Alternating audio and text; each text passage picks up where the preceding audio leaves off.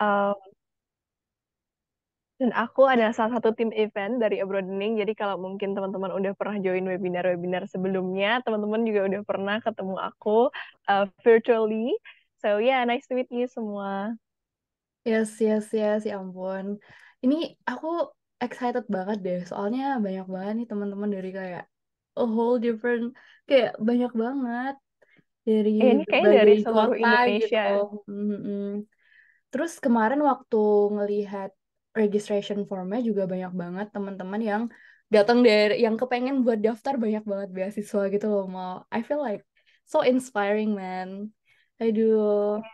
Bener banget, kayak to have a positive community yang semuanya kayak punya same goal yang sama, terus pengen grow bareng-bareng. Asik sih, nice to meet you beneran teman-teman. Nice to meet you all semua. Oke deh, karena udah menit 3, mungkin kita bisa sembari intro-intro the event yang secara formal kali ya. Oke deh, mungkin Hasna Boleh. bisa bantu share screen ya. Yes, yes. Thank you, Hasna. Alright. Mungkin aku bisa intro dulu ya. Selamat datang dan selamat malam kawan abroad semua. Welcome to Abroadening Summit yang pertama, Kickstart Your Scholarship Journey. We are very happy to have you here. Perkenalkan, aku Maura dan aku akan menemani teman-teman semua sebagai moderator di sesi malam hari ini. Aku ditemenin sama. Ersin, nice to meet you all. Hari ini aku sama Maura bakalan nemenin kalian di sesi webinar bareng Kak Waita Tiri selama 1,5 jam ke depan ya, insya Allah. Oke, mungkin bisa next. So excited bener, karena kita ada surprise ya di akhir ya Maura ya. Bener banget. Yes, jadi mungkin aku bakalan kasih reminder ya buat teman-teman. Jadi once again welcome. Dan one thing about us, insya Allah kita bakalan ada giveaway untuk bikin one-on-one coffee chat gitu sama one of our speakers dan tim of learning juga nih. Oh my God. Kalau semisal kalian sering nontonin kita di Instagram Stories and mungkin kalian ngecek website kita, terus ngeliat profil-profil kita. Nah, kalian bisa banget dapat kesempatan buat ngobrol like one on one sama kita. Free of your choice, cuman nanti ada terms and conditions yang apply gitu. Nah, karena kita itu ngecek berdasarkan keaktifan teman-teman, jadi jangan lupa ganti nama kalian pakai nama lengkap yang sesuai sama nama registrasi kalian, kalau kalian inget ya. Atau kalau enggak, nanti feel free buat nulis nama lengkap, terus dalam kurung nanti tulis Instagram username kalian, biar kita bisa nge-track nih siapa aja sih yang aktif, siapa aja sih yang pertanyaan menarik, siapa aja sih yang ngejawabin kita nih selama sesi berlangsung gitu. Jadi jangan lupa ya kasih nama lengkap dan Instagram username dalam kurung gitu. Nah, terus kemarin kita tuh kepengen banget nih bikin a Notion template buat teman-teman scholarship hunters, karena jujur Notion itu udah jadi salah satu big part of my life sih, like personally, dan pastinya teman-teman juga. Nah, template ini tuh kita kepengen banget untuk gimana ya, semaksimal mungkin sesuai dengan kebutuhan teman-teman kawan abroad. Jadi kalian pantengin aja Instagramnya Abroad ini, because we really wanna build this Notion template bareng kalian. Jadi nanti kalau semisal dalam prosesnya kita kayak mau masukan dari kalian, itu feel free banget buat drop your suggestions, karena kita kepengen banget Notion template ini kayak dari kita untuk kita gitu sih. Wow, gimana mau? Bener banget. Dan jujur kayak template ini bakal memudahkan nggak sih buat teman-teman yang mungkin lagi persiapan untuk apply-apply scholarship nih di tahun ini gitu. Bener banget. Dan one thing, kita bakalan nge-share Notion template-nya tuh ketika rangkaian program ini selesai ya teman-teman. Jadi nanti kalian bakal dapat linknya via email. Dan nanti udah bakalan dapat gak cuman tracker doang, tapi insights atau materials yang bakalan kalian dapat di sesi ini juga gitu. Jadi so excited, cannot wait to share it with you guys. Yes, yes. Mungkin next ya Hasna. Yes, Benar. Nah, terus Jenny. Silahkan mau. oke. Oke, nah buat di sesi kali ini, teman-teman bisa drop your questions di Slido ini. Teman-teman bisa go to slido.com, terus enter the code 1901987, atau juga bisa scan QR code-nya. Nah, nanti buat pertanyaan yang di Slido, karena tadi udah di-spill sama Ersin kan ya di depan, kalau kita bakal ada giveaway gitu. Nah, supaya tahu nih pemenangnya siapa dan supaya tahu teman-teman aktif nggak gitu selama mengikuti sesi hari ini, nanti teman-teman bisa tulis nama dan dalam kurung Instagram teman-teman supaya nanti kalau misalnya teman-teman dapat giveaway-nya kita bisa langsung reach out ke teman-teman semua. Yes, yes. Thank you guys, sumpah. Nah, habis ini kita bakalan ada short intro from one of our co-founders. Di sini udah ada Fianka. Hai Fianka. Hi Yes, everyone. yes, the stage is yours. Yes, Hello. yes. Silakan. Thank you. Hi everyone. I'll keep this short karena aku tahu you guys are very excited to meet Kawaita. And hi Kak. Nice to meet you here. So I'm gonna share my screen just quickly. Mungkin a bit of intro from my end as well. Aku Fianka, salah satu foundernya A Broadening. Sebentar ya, aku kayaknya screen-nya tadi salah share. Oke, never mind. I'll just keep it like this. Aku salah satu foundernya A Broadening. Dulu aku base-nya di UK. Aku 5 tahun di situ, S1 dan S2. Terakhir aku belajar bidang development, jadi di bidang social studies begitu. Untuk hari ini sebenarnya aku pengen kasih sedikit intro ke A Broadening buat kalian yang mungkin baru, tapi I see a lot of familiar names, so I think ini kalian juga udah yang sering banget ikutan event kita, so thank you very much for spending the time. Tapi aku mau kasih sedikit perspektif dari aku. Buat kalian gimana bisa memakai tanda kutip event ini dan juga kita A Broadening as an organization untuk kalian navigate sesi hari ini maupun aplikasi kalian ke universitas ataupun exchange ataupun scholarship ke depannya. Mungkin sedikit sharing aja, kita di A Broadening community ada beberapa orang yang baru-baru ini tuh dapat beasiswa, dan ini beberapanya gitu ya. For example, Erasmus, YSL, LPDP, Jardine, ini adalah semua dari mentor kita yang ikutan mentorship program tahun lalu, ataupun yang juga ikutan scholarship summit seperti ini tahun lalu. Dan juga kita ada kayak ISMA mentorship, dan juga ada Chevening group gitu buat teman-teman yang apply Chevening. Dan apa yang aku mau sharing dari sini adalah salah satu yang membedakan teman-teman yang barusan dapat beasiswa ini adalah they took action gitu. Dari ikutan event, ikutan mentorship, mereka nggak cuma kayak attend like this sort of 1 hour 2 hours event and that's it, tapi mereka benar-benar put in their effort. Nah, gimana sih caranya gitu kan? Let's start with like the mindset coming into today's event. I know banyak banget event kayak gini di luar, kayak webinar-webinar tentang kuliah luar negeri, untuk scholarship dan segalanya. We are lucky that we are here supported by a lot of our community members yang emang passionate juga, emang mau apply, emang nyari orang, nyari temen gitu ya mau apply. Jadi I hope you can firstly connect with each other. Nanti kalau misalnya kalian ada scholarship apa yang mau kalian apply gitu, please also let us know in the chat box supaya mungkin nanti teman-teman yang misalkan nih apply beasiswanya very specific, let's say Erasmus Mundus gitu, terus ketemu ada orang lain yang pengen juga, you guys can connect and find someone gitu yang bisa bareng-bareng apply. But other than that, we don't want this to just be another event gitu. Kayak aku bilang, there's a lot of events like this out there. Aku nggak mau cuma kayak kalian ada kepikiran speakernya nih dari Harvard gitu, Kak Kawaita Harvard LPDP, kayak aku pengen dengar. Yes, Kawaita punya cerita yang amazing banget, is very inspiring, but we don't want to stop at just being inspired gitu. Siapapun bisa ngerasa inspired, dan itu tuh feeling yang sangat eksternal gitu ya guys. Jadi I want you guys to internalize that feeling of being inspired dan take action from this. Jadi kita udah invite amazing speakers, amazing story. Kita punya teman-teman di sini, Maura, Ersin, dan ada juga Zach, Hasna, Irene. There's a lot of people behind this, and we are all very passionate to help you. Jadi I hope that you can also help yourself.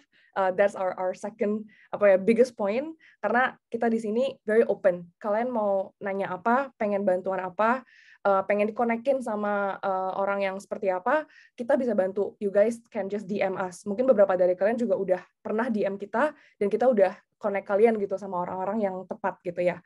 Jadi I hope you guys in today's event, kalian bisa mulai dengan you want to help yourself first gitu. And then the rest we are here really for you. Baik itu teman-teman dari Abroadening, our community, ataupun our speaker today. So do use the Q&A session nanti juga buat nanya-nanya pertanyaan yang substansi. Avoid question yang bisa di Google sendiri ya guys. Biar kita bisa belajar bareng-bareng dan pakai waktunya yang terbatas ini dengan produktif gitu. Ya udah gitu aja dari aku. Mungkin ya sedikit more of a descriptive descriptive perspective of what Abroadening is. Kita di sini untuk bantuin kalian yang mau kuliah ke luar negeri untuk take charge gitu. Kita nggak di sini buat kayak spoon feed with information. Of course we do have contents and events kayak begini, but at the end of the day we want you guys to take control. So yeah, that says a bit about Abroadening and a bit of perspective on how you can approach today's event. And feel free to turn on your video. Kalian nanti kalau ada Q&A mau nanya langsung juga silahkan. I think interactive sessions make it even like kayak apa ya, lebih vibe-nya lebih enak gitu ya, kayak semuanya pada pengen belajar. So yeah, I'll stop here. I'll give the room back to Ersin and also Kawaita. Thanks everyone. Yay, thanks Kavi for the wonderful intro. Nah, kayaknya udah pada nggak sabar ya teman-teman buat langsung move on ke sesinya Kawaita nih gitu. Nah, seperti yang tadi Kak Fianka udah ngomong, kayak please take this session nggak hanya cuma untuk feel inspired, tapi juga buat kita semangat untuk take the next step-nya nih, buat take the real action di real life-nya gitu. Oke, mungkin kita bisa langsung aja kali ya, Sin. Bener banget, oh my god, ini udah ada Kak Waita sama kita. Hai Kak Waita. Hai Halo. Kak Wai. Oh my god, how are you? Where are you right now? Aku sekarang baik, alhamdulillah. Aku sekarang udah balik ke Indonesia, jadi sekarang aku di Bekasi. Dan Oh, aku dan di sini aku posisinya sekarang sudah mulai bekerja juga. Jadi memang setelah kuliah kemarin yang singkat banget, cuma 1 tahun itu, alhamdulillah akhirnya bisa kembali dan insya Allah bikin impact lah ya di Indonesia. Amin. Amin, amin. I saw your recent role. I think you are working at Duolingo ya sekarang. Oh my Iya. god, I'm a big fan of Duolingo. Aku juga lagi berusaha memperpanjang streakku tiap hari. So happy for you, congrats ya Kak ya. Oke deh teman-teman, jadi because we are here with Kak Waita right now, dan aku berharap kita semua bisa spend a very productive evening in Indonesia, dan the stage is yours Kak Waita, silahkan. Terima kasih. Mm-mm. Aku mau share screen, aku belum ada ininya. Oh wait, sekarang? Oke. Oke. Oke, aku Alright. screen ya. Mm-mm.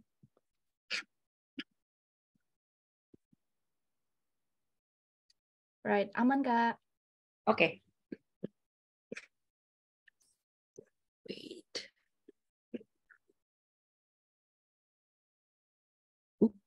Sorry. No problem.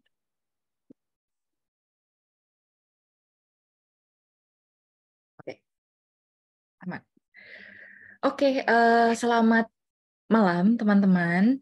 Terima kasih sebelumnya sudah mau meluangkan waktu buat ikutan ini, dan tadi mungkin udah sempat dibahas, ini adalah salah satu step yang kayaknya kecil, cuman ikut webinar doang 1 jam, 1,5 jam, tapi a compilation atau kayak gabungan dari step-step kecil inilah yang sebenarnya bisa ngebawa teman-teman untuk bisa lebih dekat dengan mimpi teman-teman untuk kuliah di Universitas Impian, untuk mendapatkan beasiswa impian juga.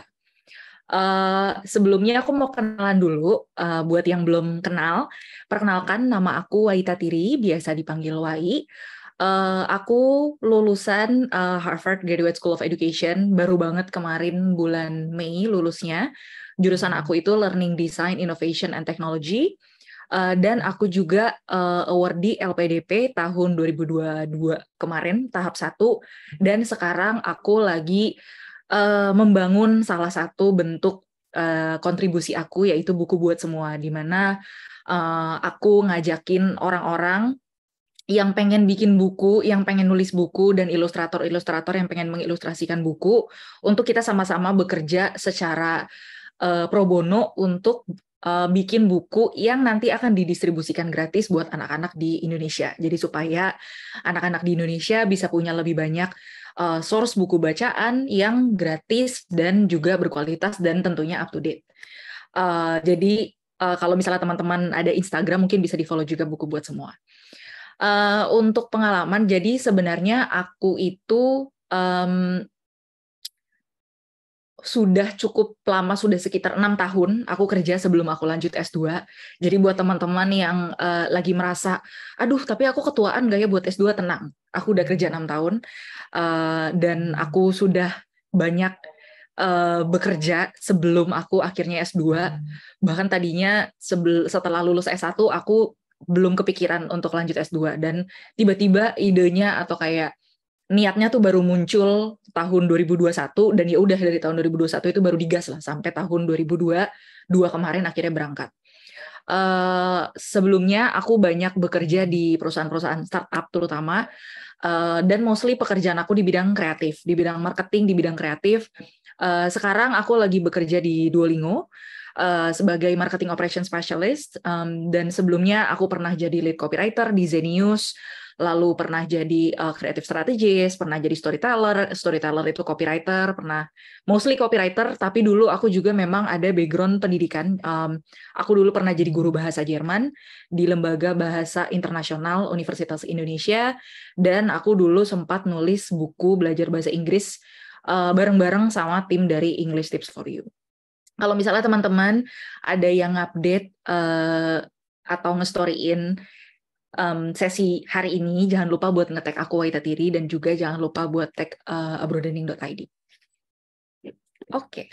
Sebelum kita lanjut dan sebelum aku membahas soal bagaimana step by step-nya, apa persiapannya, atau apa template yang bisa dipakai untuk persiapan beasiswa, yang pertama mau aku bahas adalah setting the right mindset. Maksudnya seperti apa?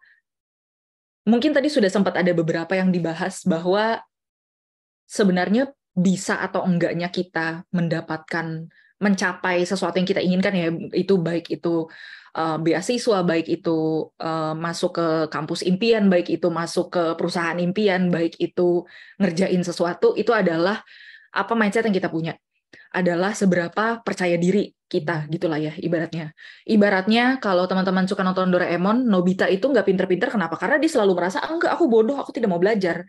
Ya makanya mindsetnya salah, makanya dia nggak pinter-pinter sampai harus dibantuin sama Doraemon. Ibarat itu perumpamaannya seperti itu ya. Makanya kalau misalnya mindset kita sudah positif, mindset kita sudah bagus, dan mindset kita itu sudah benar lah ya ibaratnya, itu yang bisa memperlancar journey kita ke depannya. Pertama, satu hal yang harus ditanyakan dulu, dan mungkin ini semua orang udah bosen banget denger ini, kayak aduh ini klise banget semua orang ngebahas ini, tapi ini penting, dan itu tuh sesuatu yang bener-bener paling mendasar, dan walaupun kesannya kayak cuman satu pertanyaan ini doang, tapi kalau udah bisa jawab ini dan jawabnya udah saklek, udah jelas, itu insya Allah ke depannya akan jauh lebih lancar dibandingkan kalau kita masih ngawang. Yang pertama pertanyaannya adalah kenapa harus S2? Karena mungkin kalau kita ditanya kenapa harus S2, kalau kita mimpinya atau kayak keinginan kita itu belum saklek, kita pasti akan mikir kayak, oh iya biar bisa ke luar negeri gratis. Oh biar bisa, soalnya udah bosan kerja, udah capek kerja, mau S2 aja. Soalnya nggak tahu orang-orang kayaknya S2 jadi aku S2 aja. Gitu. Kan alasan ini adalah pondasi kita. Pondasi itu adalah sesuatu yang harusnya paling kuat. Ibaratnya mau rumahnya dari batu bata yang super bagus pun, kalau pondasinya jelek ya bakal ambruk. Kalau rumahnya cuman dari kayu tapi pondasinya bagus, ya itu akan jauh lebih tahan lama. Sama dengan perjalanan kita. Kalau banyak orang-orang itu merasa S2 itu adalah tujuan. Cita-cita aku pokoknya harus S2. Tujuan hidup aku akan berbahagia kalau aku udah S2. Sebenarnya itu tidak salah. Memang kalau kita berhasil S2, berhasil mendapat beasiswa, itu pasti bahagia, nggak mungkin nggak. Tapi itu mindset-nya yang kurang baik. Kenapa? Karena S2 tuh bukan tujuan akhir. S2 itu harusnya adalah kendaraan menuju tujuan kita. Tujuan kita harus lebih wah dari itu. Apalagi kalau kita mau mendapat beasiswa ya kan, kalau kita mau mendapat beasiswa kita harus meyakinkan si pemberi beasiswa kan. Nggak mungkin kalau kayak, kenapa kamu mau S2? Oh, soalnya aku pengen keluar negeri gratis. Ya, manusia yang pengen keluar negeri gratis di Indonesia, siapa juga mau keluar negeri gratis. Orang yang mampu keluar negeri sendiri pun kalau dikasih gratis ya pasti mau. Makanya itu bukan sesuatu yang kuat lah ibaratnya. Makanya kita harus memposisikan S2 itu sebagai kendaraan, bukan sebagai goalnya. Karena ya jangan sampai akhirnya kita bisa S2, terus udah hidup kita berhenti sampai situ aja. Jadinya ilmu yang kita dapatkan di S2 nggak ada gunanya dong. Ngapain kita belajar tinggi-tinggi, ngapain kita kuliah bagus-bagus kalau kita tidak bisa menggunakan ilmu yang kita dapatkan itu. Kalau kita tujuannya emang cuma buat ke sana doang, gitu. Makanya harus memposisikan itu sebagai kendaraan. Dan satu lagi, S2 itu bukan lomba. Mungkin teman-teman, terutama yang udah bukan fresh grad ya, atau mungkin yang udah nggak lagi S1, misalnya udah lulus beberapa tahun lalu, pasti akan ada fase-fase di mana, aduh kenapa sih semua orang S2, aku juga pengen S2, kenapa sih teman-teman semua udah S2, ntar aku kalah, ntar apa gitu. Sebenarnya S2 itu kan tidak wajib ya, dan S2 itu tuh bukan lomba, S2 itu bukan satu-satunya penentu value kita. Jadi kita nggak wajib buru-buru, kita nggak wajib sekali langsung dapat, kita nggak wajib harus S2. Kalaupun misalnya memang jalan hidup kita atau keinginan kita nggak S2, ya udah, mungkin bisa dengan cara, I don't know, like short course, atau mungkin online course, atau bahkan online degree, atau bahkan cuman ikut pelatihan, tidak dengan degree baru, itu juga nggak apa-apa gitu. Jadi jangan sampai mindset kita atau kayak keinginan kita S2 itu adalah sesuatu yang sifatnya eksternal. Yang modelnya kayak, oh aku ngiri aja sih sama dia, soalnya dia udah S2, jadi aku harus S2. Jangan. S2 tuh buat diri kita sendiri, S2 tuh buat gimana caranya kita bisa menyebarkan ke manfaat lah ya, menyebarkan manfaat ke orang lain. Bukan cuman semata-mata memenuhi ego. Kayak, ya soalnya semua orang udah S2, aku nggak mau kalah, gitu. Jangan sampai seperti itu. Dan tidak ada kata pasti. Jadi kalau misalnya dibilang, aku ikut 1000 webinar, kok bisa kalah sama orang yang nggak pernah ikut webinar? Ya, karena memang tidak ada kata pasti. Tapi yang pasti, semua usaha yang sudah teman-teman lakukan, ikut webinar, belajar ini, belajar itu tidak akan pernah sia-sia. Walaupun misalnya nanti ternyata belum saatnya, tapi usaha semua pengetahuan, pengalaman yang teman-teman dapatkan itu tidak ada yang pernah sia-sia. Akan berguna baik di satu hal ataupun yang lain gitu.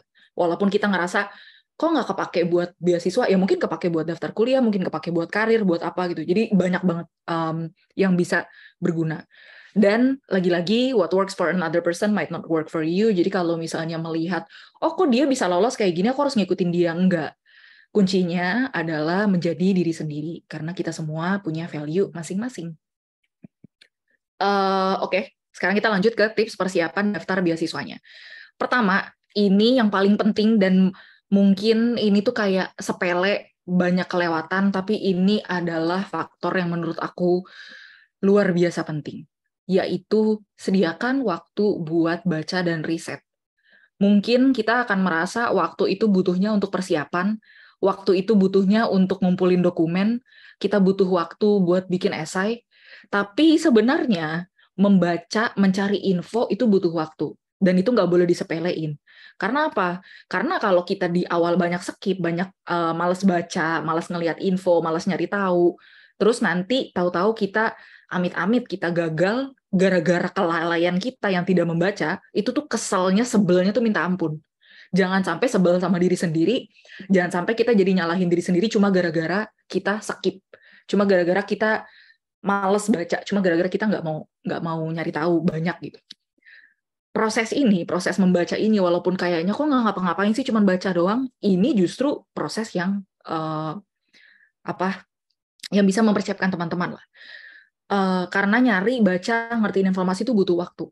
Kalau misalnya contohnya ini kan aku ngambil contoh LPDP ya, tapi ini berlaku untuk semua beasiswa dan semua pendaftaran kuliah ya. Cari di websitenya, bacain semuanya. Kalau misalnya kamu tipe orang yang nggak bisa fokus kalau baca dari layar sama kayak aku print. Buku panduannya itu agak banyak sih, tapi ya udah lah ya. Aku print buku panduannya LPDP itu aku print, terus kayak di websitenya tuh bahkan websitenya aku print screen gitu, aku screenshot terus aku print. Karena kalau aku baca dari layar tuh suka skip. Jadi kalau misalnya aku dari kertas itu tuh bisa aku stabiloin, bisa aku coret-coret gitu. Dulu cara aku kayak gitu karena aku tahu kalau aku baca dari layar gampang skip, gampang lupa gitu. Jadi carilah carilah cara yang paling paling efektif lah buat teman-teman. Kalau misalnya cara efektifnya adalah dengan ngelihat di layar juga nggak apa-apa, nggak harus banget di print. Contohnya kalau LPDP, ya kunjungin websitenya lpdp.kemenkeu.go.id, baca tuh semua-muanya itu dibaca, sesimpel jenis beasiswanya juga harus dibaca. Walaupun kayak, kayaknya kita nggak beasiswanya aku udah tahu lah kok yang reguler gitu. Nggak ada salahnya kita baca yang lain buat memastikan kalau kita memilih beasiswa yang benar. Jangan sampai ternyata aku bisa yang PTUD, kenapa aku milih yang reguler misalnya gitu. Kan jangan sampai itu penyesalan di akhir lah. Nah, jangan lupa juga catetin dan mengerti proses beasiswa. Ini lagi-lagi aku ngambil contohnya LPDP karena aku beasiswa LPDP, tapi ini berlaku untuk semuanya ya. Kita harus tahu setiap tahap-tahapnya itu apa aja. Kita harus tahu di tahap-tahap itu prosesnya apa. Contoh, kalau ini LPDP. Proses pertama itu pendaftaran. Walaupun itu prosesnya kayak, ya udah ini cuma submit berkas, yang penting lengkap. Memang, pertama, kalau di pendaftaran itu kita harus memastikan bahwa semua datanya, semua semua dokumennya itu lengkap. Sudah pasti.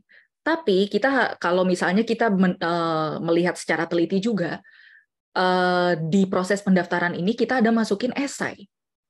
Jadi kan berarti proses pendaftaran ini nggak cuma dokumen, tapi kita udah harus punya cerita, kita udah harus punya modal esai kita yang nanti akan kita pertanggungjawabkan ketika seleksi wawancara. Ibaratnya daftar ini submit skripsinya, ngasih ACC skripsi, di substansi ya sidangnya.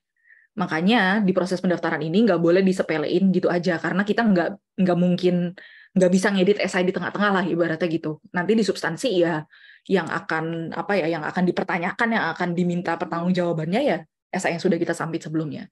Nah itu kan kayak sesuatu yang nggak bakal kelihatan kalau kita nggak bener-bener tahu setiap tahapnya tuh ngapain. Terus ada juga seleksi bakat skolastik. Ini seleksi bakat skolastik untuk yang jalur non LOA. Jadi yang belum diterima kampus. Kalau dulu aku jalurnya jalur LOA, jadi aku udah diterima di Harvard dulu. Makanya aku nggak ikut seleksi bakat skolastik, jadi langsung skip ke seleksi substansi. Tapi kalau misalnya teman-teman memilih jalur yang non LOA, teman-teman bisa mencari tahu juga dan mempersiapkan juga untuk seleksi bakat skolastik ini, karena dia perlu praktis lah. Dan yang terakhir baru seleksi substansi. Ini adalah seleksi yang paling menentukan dan seleksi yang paling bikin deg-degan semua orang, karena di sini tuh fase yang paling banyak orang gugur lah ya. Karena ini fase terakhir, ibaratnya babak final ya. Makanya paling banyak yang gugur gitu. Nah, itu juga sesuatu yang harus kita persiapkan. Jadi setiap prosesnya itu harus dipersiapkan dengan baik. Walaupun katanya, seleksi substansi itu paling susah. Iya, memang. Itu paling banyak gagal. Tapi bukan berarti kita boleh menggampangkan seleksi administrasi dan seleksi bakat skolastik itu. Gitu. Nah, ini satu hal yang paling membantu dalam segala proses aku. Jadi sedikit konteks, waktu aku daftar LPDP dan daftar Harvard dulu, aku itu lagi ada kerjaan full time 1, ada kerjaan freelance 4. Jadi waktu aku tuh bener-bener hancur lah, pokoknya susah lah, kayak tidur aja tuh alhamdulillah kan. Jadi tidur aja tuh seadanya. Mana kan aku juga masih masih mau ada hobi gitu. Misalnya aku suka main sepatu roda gitu ya misalnya, atau aku pengen foto-foto gitu. Jadi kayak aku masih mau memanfaatkan waktu buat itu. Aku tidak akan bisa juggling itu semua kalau aku nggak pakai tracker.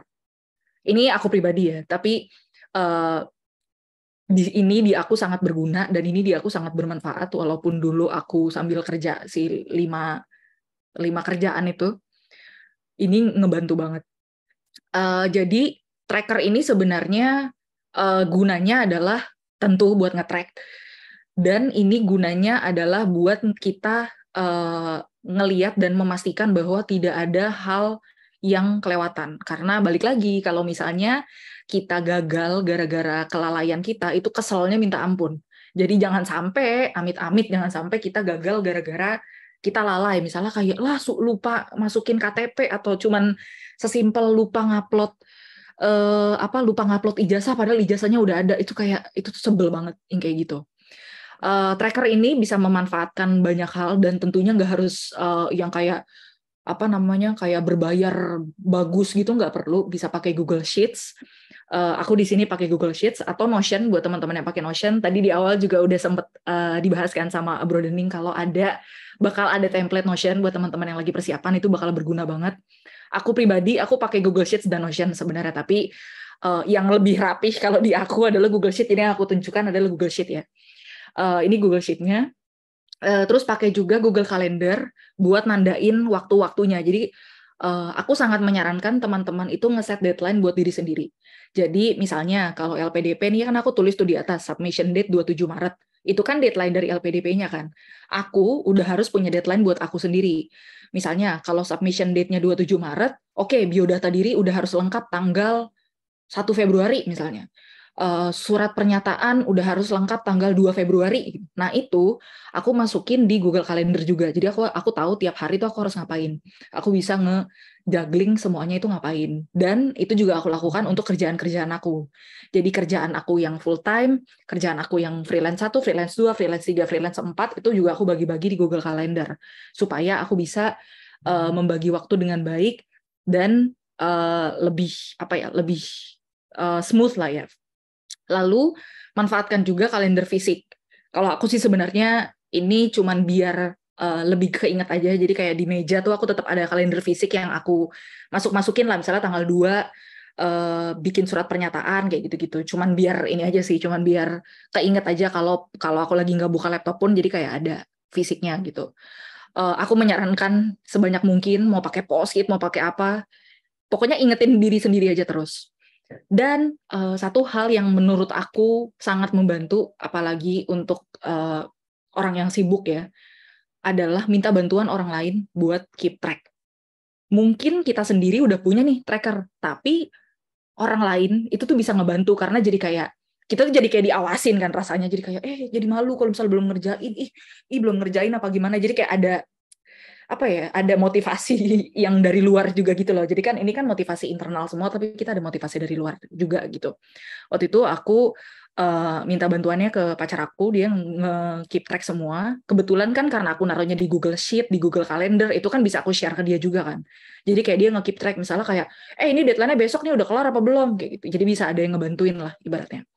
Dan itu yang tadi udah aku bahas, set deadline sendiri. Kita harus bisa nge-set deadline dan belajar buat komitmen.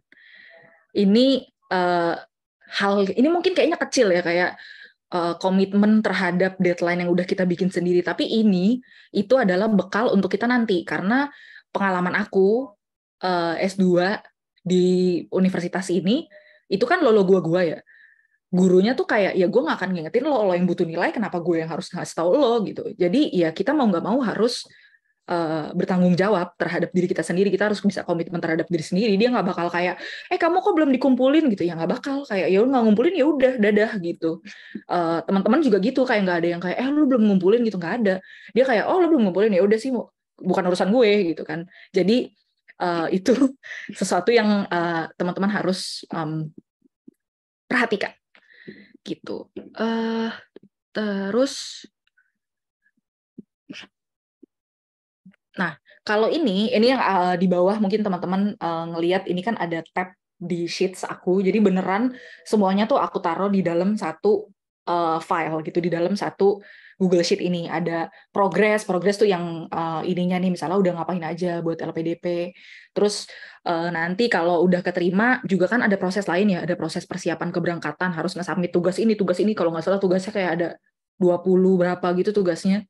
Itu juga aku keep track. Terus interview juga aku masukin sendiri, penilaian diri, riwayat pendidikan pekerjaan, semua hal yang aku isi di LPDP itu aku tulis di sini.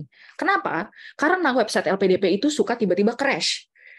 Aku udah pernah merasakan, udah nulis berapa puluh paragraf, tiba-tiba nge-lag, terus nge-reload, hilang. Itu sakit hati. Jadi aku sarankan semua pertanyaan dan semua jawabannya kalian kopas ke suatu tempat, kalian tulis di situ dulu, baru nanti tinggal pindahin ke websitenya LPDP. Jangan sampai sakit hati seperti aku waktu itu. Jadi ini semua nih beneran aku bikin ininya sendiri, aku bikin kayak tabnya sendiri buat ngekopas jawaban aku. Oke. Lalu ini aku ada ngekompal dikit lah ya untuk persiapan beasiswa secara garis besar kebutuhannya itu ada data diri, tentunya transkrip lengkap, esai kontribusi, nilai tes bahasa Inggris, dan ini semua harus jujur, terutama esai ya. Dan kalau untuk persiapan beasiswa, saran dari aku adalah yang pertama difokusin itu adalah sediakan waktu untuk dokumen-dokumen yang butuh orang lain atau butuh pihak lain, misalnya transkrip. Kalau misalnya teman-teman belum punya transkrip, transkrip scan yang udah dilegalisir, atau belum punya fotokopi yang dilegalisir, itu kan butuh waktu ya. Setiap kampus tuh kan waktunya beda-beda. Aku pribadi dulu kalau nggak salah seminggu nunggunya, 5 hari kerja gitu ya. Jadi itu harus disediakan. Jangan sampai udah kayak, LPDP udah submit besok tinggal transkrip, soalnya transkripnya harus nunggu 5 hari, jadinya nggak bisa. Gitu. Kan amit-amit ya, jangan sampai kayak gitu. Terus tes juga, IELTS, TOEFL, IELTS tuh dapat jadwalnya aja udah berapa lama nggak tahu, nunggu hasilnya lagi berapa lama nggak tahu. Gitu. Jadi itu perlu, belum lagi kalau amit-amit nilainya belum cukup gitu. Jadi jangan sampai ini kelalaian time management ini yang menjadi masalah di persiapan beasiswa. Aku bakal ngebahas dikit tentang kontribusi, nggak akan terlalu dalam karena nanti bakal ada bakal ada sesi lanjutan tentang kayak semacam storytelling-nya lah ya, storytelling menceritakan dirinya. Jadi di sesi ini mungkin aku nggak akan bahas. Jadi intinya kalau misalnya ngebahas kontribusi itu, ini beberapa hal yang aku rasa sangat penting dan patut masuk di dalam kontribusi kita, yaitu apa goal kita setelah lanjut studi. Ini kembali lagi ke poin pertama aku, goal kita itu bukan S2, tapi goal kita itu adalah apa yang mau kita capai setelah kita S2, apa yang mau kita capai dengan segala pengetahuan yang kita dapatkan waktu kita lagi S2. Lalu yang kedua, kenapa kita butuh lanjut studi buat mewujudkan goal ini? Kenapa kita nggak bisa les aja? Kenapa kita nggak bisa short course aja? Kenapa kita nggak bisa belajar sendiri? Kenapa kita nggak bisa googling? Kenapa kita nggak bisa ikut pelatihan? Kenapa kita nggak bisa ikut seminar doang gitu? Itu harus ada alasannya. Lalu gimana goal kita bisa berguna bagi masyarakat? Balik lagi, motivasinya itu harus dari dalam diri sendiri, tapi motivasinya itu bukan cuman ke diri kita, tapi harus keluar. Gimana goal kita itu bisa berguna bagi masyarakat. Lalu apa yang akan kita lakukan selama studi ini juga penting. Jadi bukan cuman setelah studi, tapi pas studi itu mau ngapain? Apakah kita akan menjadi mahasiswa kupu-kupu? Apakah kita akan menjadi mahasiswa yang super aktif di organisasi? Apakah kita akan ikut organisasi apa, itu kalau misalnya teman-teman udah punya ide, bayangan, itu akan sangat membantu. Walaupun belum 100% yakin, atau mungkin nanti ke depannya ternyata nggak jadi ikut organisasi itu, ya nggak apa-apa juga. Tapi setidaknya udah punya bayangan dan udah ngeriset lah. Ini yang akan dimasukin nanti di websitenya si LPDP itu, dan ini aku sarankan tulis di tempat lain dulu, supaya nggak kejadian kayak aku tadi.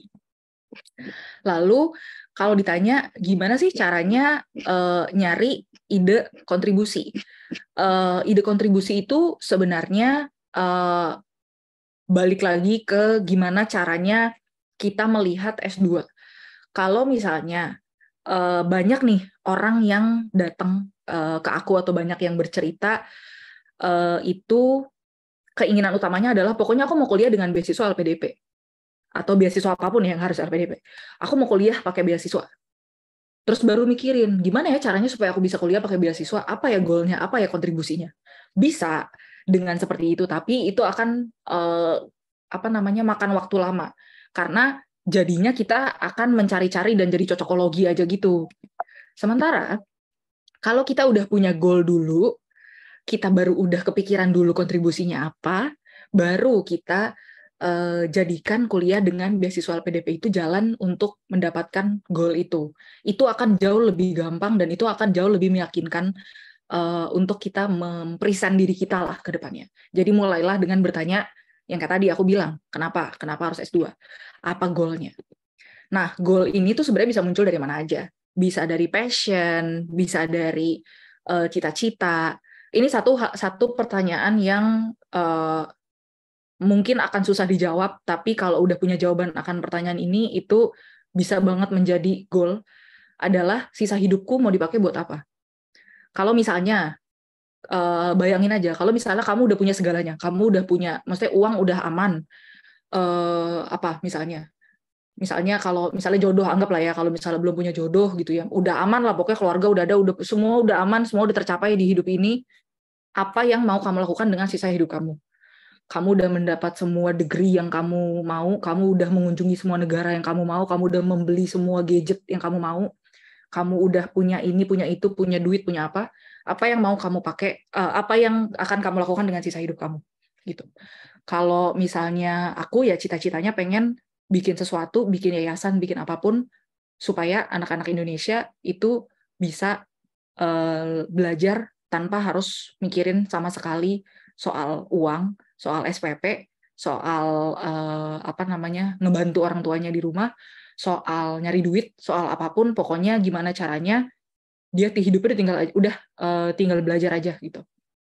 Gimana caranya dia bisa mengembangkan diri tanpa harus mikirin ina-inu yang seharusnya di umurnya itu belum jadi tanggung jawabnya. Lalu yang kedua tentunya banyakin pengalaman, kenalan, bacaan. Kalau teman-teman suka baca, mungkin kalau misalnya untuk yang ekstrovert dengan pengalaman dan kenalan, tapi untuk yang introvert mungkin dengan bacaan juga.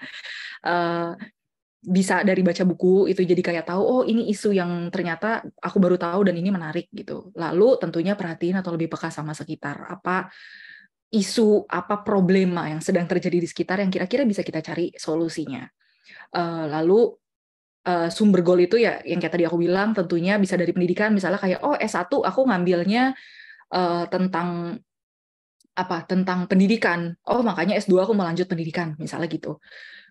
Atau mungkin di pekerjaan kita menemukan sesuatu yang menurut kita menarik dan pengen kita dalami, bisa dari pengalaman volunteer, organisasi, bisa juga dari lingkungan, dari keluarga kita sendiri, misalnya melihat ada masalah yang dihadapi orang tua kita, atau dihadapi adik-adik kita, atau keluarga kita yang lain, atau dari kampung halaman kita, pengen memajukan kampung halaman, atau tempat tinggal kita.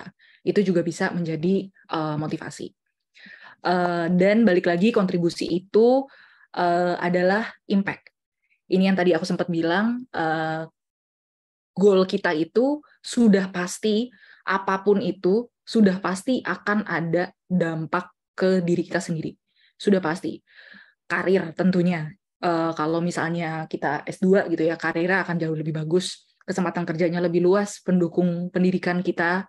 Kalau misalnya mau jadi dosen juga jadi tertunjang, terus pengalamannya bertambah, ilmunya bertambah, itu sudah pasti.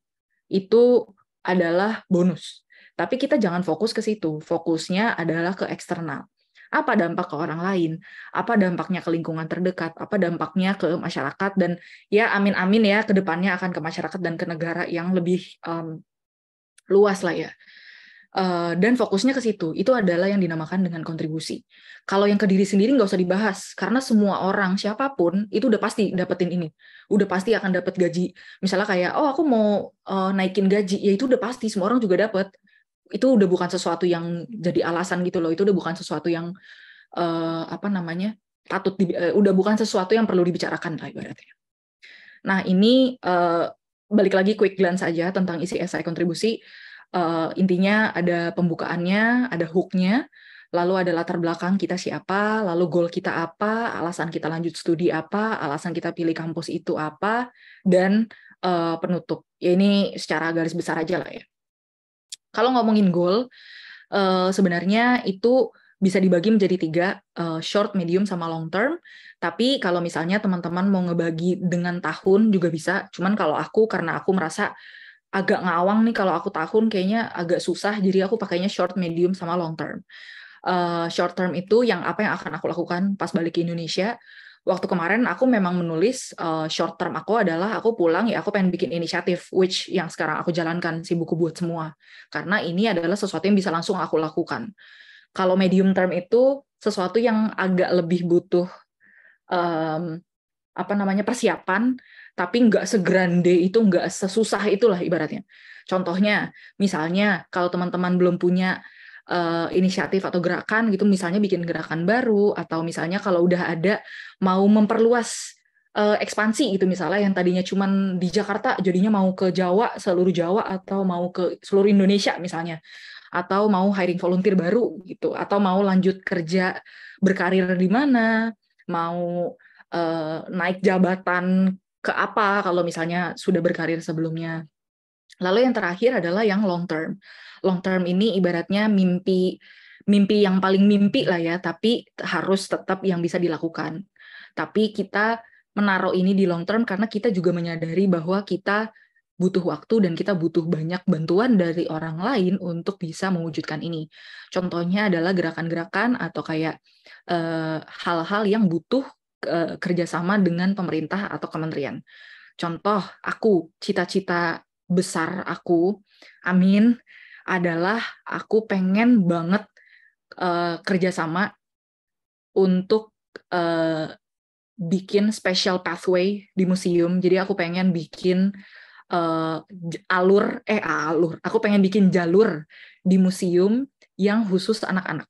Jadi dari kata-katanya, dari aktivitasnya, itu semua edukatif dan khusus untuk anak-anak. Karena kan kalau sekarang dilihat di Museum Indonesia, kita tuh museumnya luar biasa bagus, sejarahnya luar biasa banyak, tapi kalau di museum kan tulisannya ya kayak textbook banget gitu kan. Kalau anak kecil baca mah kagak ngerti, atau mungkin dia bahkan baru baca 1 kalimat tapi sudah bosen. Nah makanya perlu ada special pathway buat anak-anak. Tapi kan aku tahu aku tidak bisa ucuk-ucuk ke museum terus kayak, Pak, saya mau bikin ini ya. Nggak semudah itu ya. Harus kerjasama dengan berbagai berbagai institusi. Makanya itu adalah long term goal-nya. Dan goal itu tidak harus luar biasa, tidak harus kayak, wow, kamu orang pertama yang memikirkan hal ini, kamu keren sekali gitu. Tidak. Lalu goal itu tidak harus yang paling unik. Balik lagi, tidak harus yang kayak saya orang pertama yang punya ide ini. Coba bisa diadu. Nggak pernah ada orang di dunia ini yang kepikiran ide kayak saya. Karena apa? Karena tidak mungkin. Karena tidak mungkin kita seunik itu, tidak mungkin guys. Di dunia ini orang tuh udah begitu banyak, dengan segitu banyak teknologi, kita percayalah kita tidak sepintar itu dan kita tidak seunik itu. Jadi kita fokusnya itu bukan menjadi yang terbaik, tapi gimana caranya fokusnya kita adalah gimana kita bisa menjadi bagian atau berkontribusi untuk memperbaiki yang sudah ada, untuk meningkatkan yang sudah ada, untuk misalnya untuk memajukan Indonesia, untuk meningkatkan pendidikan di Indonesia atau apa gitulah ya.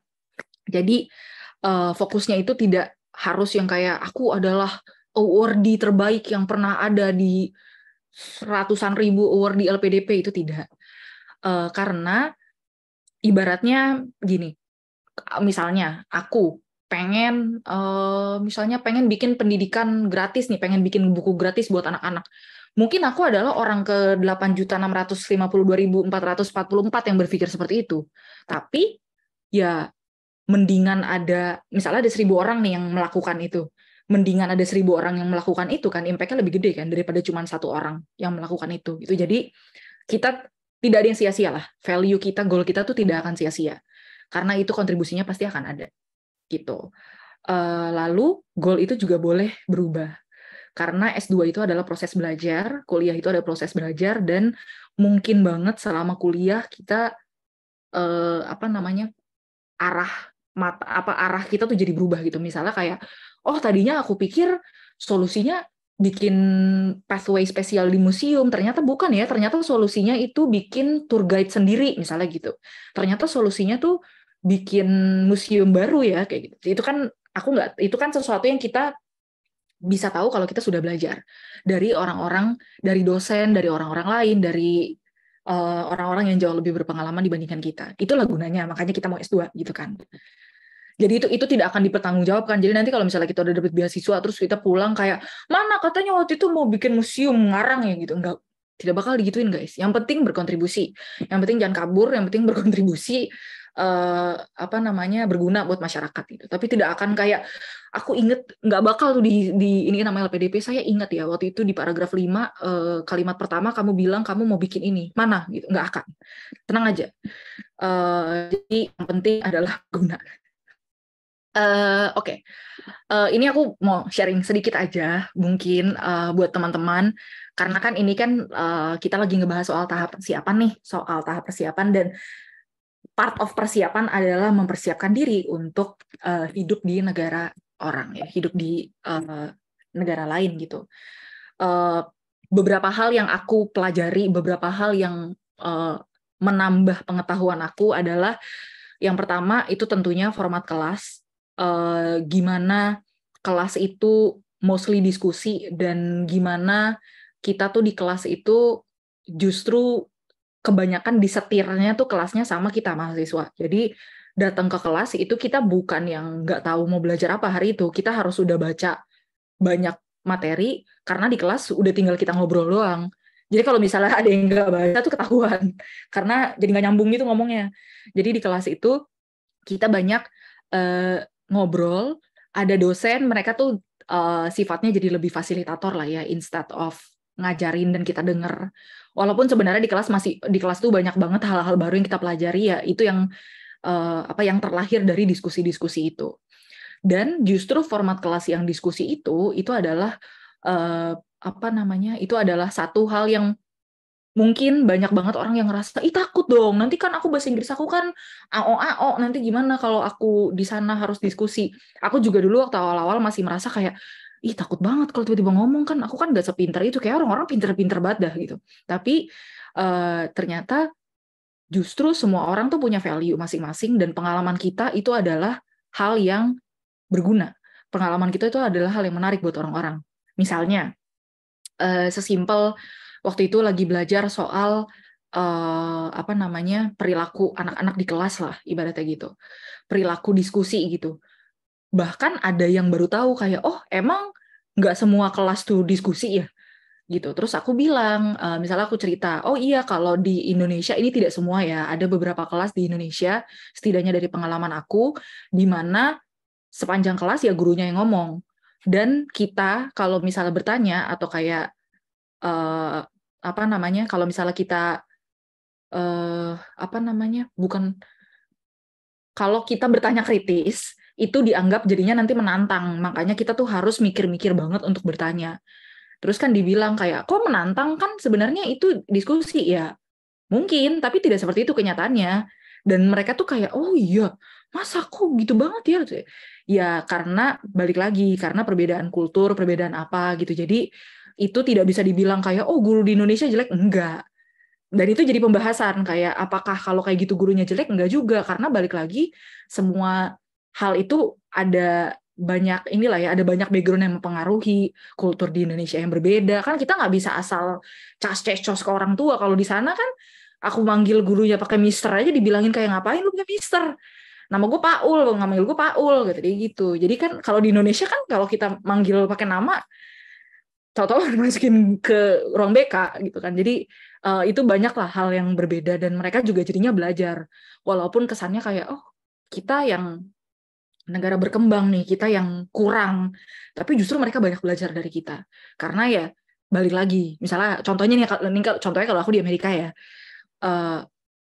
Amerika tuh kan gede. Ya mereka juga banyak yang terkungkung di situ aja, nggak tahu di luar tuh kayak gimana. Makanya itu pengetahuan yang baru. Lalu tentunya ketemu sama teman-teman dari berbagai negara yang banyak juga yang baru pertama kali, banyak juga yang belum pernah ke Amerika. Kayak kan aku baru pertama kali tinggal di luar negeri, aku baru pertama kali ke Amerika, dan ternyata banyak juga yang sama kayak aku. Dan itu sangat enrich pengalaman aku lah ya. Dan tentunya bisa mencoba makanan yang dari berbagai negara. Itu yang enak. Tapi tetap aku tim makanan Indonesia sih. Jadi ya, tapi nggak apa-apa nyobain dikit. Lalu ini satu hal yang aku sangat sarankan kalau misalnya teman-teman nanti ke depannya berencana daftar, usahakan dari awal sampai akhir maintain relasi dengan profesor. Karena ini tuh sangat luar biasa berguna. Banyak banget hal yang aku jadinya, ya Allah, aku siapa ya? Aku bocah cecunguk dari Bekasi gitu kan. Kayak, ya Allah, Toto bisa ini, Toto bisa itu, Toto bisa ini. Karena profesor-profesor ini yang ngebantu gitu. Jadi mereka memang ada buat membantu dan mereka punya banyak banget resource yang bisa ngebantu gitu. Dan kita nggak akan tahu kalau kita nggak cerita, kita nggak akan tahu kalau kita nggak ngomong sama mereka. Misalnya waktu itu aku cerita ke dosen aku bilang, aku tuh suka nulis, aku pernah nulis buku, background aku tuh memang penulisan kreatif, background aku tuh memang nulis, background aku itu banyak, mungkin nulisnya cuma di marketing, tapi aku banyak nulis skrip, banyak apa gitu. Oh iya, terus jadinya di sini disarankan, oh ya udah tugas akhir kamu, kenapa kamu nggak bikin buku? Dan akhirnya jadi tuh, akhirnya kebikin lah, alhamdulillah bikin buku anak-anak gratis. Jadi kalau teman-teman lihat di Instagram aku, di link di bio itu ada bukunya PDF-nya kalau mau baca. Bukunya 2 bahasa Inggris dan bahasa Indonesia. Ini aku bikin part of final project di kelas. Dan ini tidak mungkin terjadi kalau aku tidak ngobrol sama si dosen aku yang cewek ini, yang kedua dari kiri. Itu ibaratnya kayak banyak kan ya hal yang bisa kebuka cuman gara-gara kita ngomong gitu. Dan dan tentunya jadi visiting hal-hal baru, jadi mencoba presentasi. Itu di sebelah kiri aku presentasi itu, kalau teman-teman tahu itu, kalau misalnya aku dipasang ini alat pendeteksi jantung tuh udah gitu ya. Itu aku sangat tidak suka ngomong di depan umum. Tapi mau nggak mau dan ya kayak ya masa sih nggak nyobain, akhirnya nyobain walaupun ngomongnya agak gitu ya, tapi ya udahlah ya, yang penting orang mengerti dan mereka juga tahu aku deg-degan, ya udahlah ya gitu. Jadinya ini tuh hal yang tidak boleh dilewatkan aja sih. Sama jalan-jalan, kalau jalan-jalan aku hampir selalu sama teman-teman yang Indonesia sih, karena biasanya kita memang free-nya bareng, jadi kita misalnya kayak nyewa mobil bareng gitu, jalan-jalan. Tapi tidak semuanya rainbows and butterflies, tentunya harus bisa mandiri, harus berani, walaupun tadi tuh presentasinya ngawang-ngawang gitu, harus cari support system, harus inisiatif, dan yang pasti harus semangat. Dan ya aku percaya lah kalau misalnya teman-teman pasti sudah mempersiapkan dengan baik, insya Allah semuanya berjalan lancar. Ini sedikit aja sebelum aku menyelesaikan ini, adalah beberapa hal yang perlu diingat saat proses teman-teman daftar beasiswa, daftar S2 juga. Yang pertama adalah minta pendapat sebanyak-banyaknya. Jadi satu hal yang sudah pasti kejadian kalau misalnya kita lagi mempersiapkan sesuatu, terutama esai, adalah bias. Kita udah keseringan baca, kita udah tahu. Kita yang nulis, ini cerita kita, ya kita udah tahu background-nya gimana. Tapi orang yang baca belum tentu ngerti. Orang yang baca belum tentu tahu yang kita maksud tuh apa. Makanya kita harus rajin minta pendapat ke orang lain, baik tentang esai kita, baik tentang isian-isian, kayak misalnya kelebihan, kekurangan, kayak gitu-gitu. Lalu juga sebelum interview, kita harus latihan dan minta pendapat tentang bagaimana pembawaan dan cara komunikasi kita.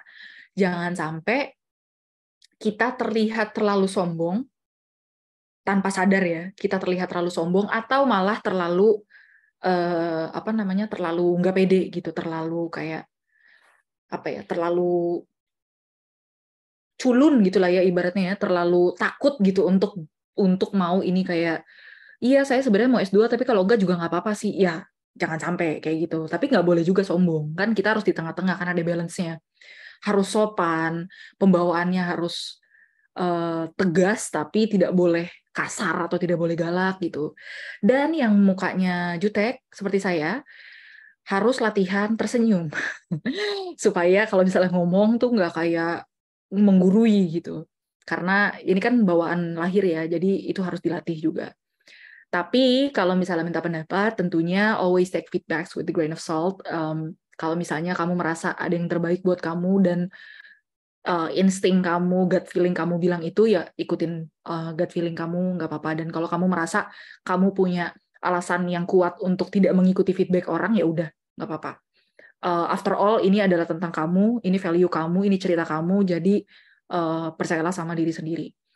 Untuk minta pendapat ini bisa ke banyak orang sih, bisa ke teman, bisa ke orang tua, bisa ke keluarga, bisa ke siapapun, bisa juga ke orang-orang yang sudah pernah melalui proses ini sebelumnya. Dan terakhir, ini juga hal penting adalah ada hal-hal yang di luar kuasa kita. Jadi kalau misalnya ini bukan aku bukan cuman menunjukkan ini buat kalau gagal ya, tapi kalau lolos juga, bahwa hal-hal ada yang di luar kuasa kita. Yang di dalam kuasa kita adalah berapa banyak waktu yang mau kita spend, usaha kita mau seberapa banyak, revisi atau kayak iterasi kita mau berapa kali, latihan kita mau berapa sering, dan doa kita mau berapa banyak, usaha kita mau kayak gimana lah. Tapi yang di luar kontrol kita adalah hasilnya nanti seperti apa, pendapat orang, misalnya kita interview, ya kita nggak bisa ngontrol si interviewernya ngelihat kita seperti apa.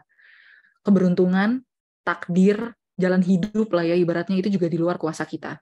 Jadi kalau misalnya kita lolos, bukan berarti kita yang luar biasa, kita lebih baik dari yang tidak lolos.